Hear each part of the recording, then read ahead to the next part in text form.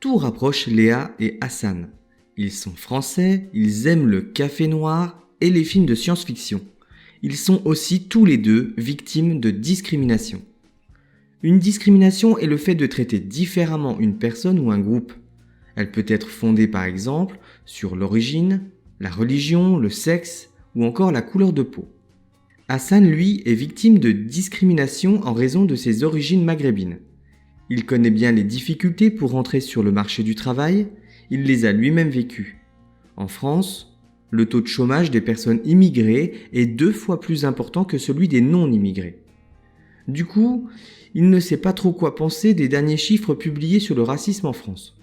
En effet, le 2 mai, la Commission nationale consultative des droits de l'homme annonçait une progression de la tolérance en France.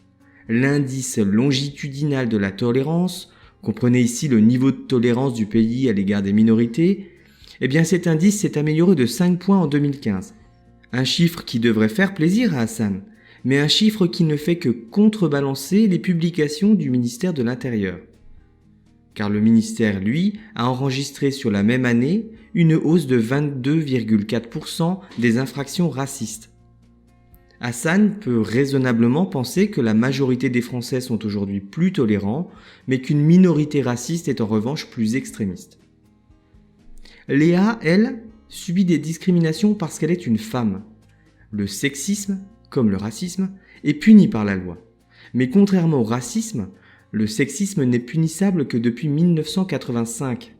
La mesure du phénomène est d'ailleurs récente et incomplète.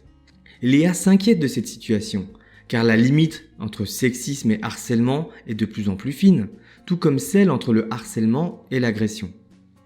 En avril 2015, le Haut Conseil à l'égalité entre hommes et femmes publiait un chiffre choc. 100% des utilisatrices de transports en commun ont subi au moins une fois du harcèlement sexiste ou une agression sexuelle. Sur son lieu de travail, Léa doit aussi se battre contre les discriminations.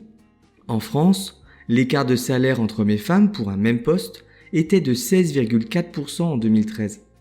Sur les 40 plus grandes sociétés françaises, une seule a une directrice générale en lieu et place de son directeur général, c'est Engie. Et que dire de la place des femmes au sein de la République ? Là où la parité est imposée par la loi, les femmes représentent 43% des eurodéputés français, 48% des conseillers régionaux et municipaux, mais elles ne sont que 16% à devenir maires, 5% présidents de conseil départemental ou encore 8% présidents d'intercommunalité. À l'Assemblée, elles ne sont que 27% et 25% dans l'autre chambre, le Sénat.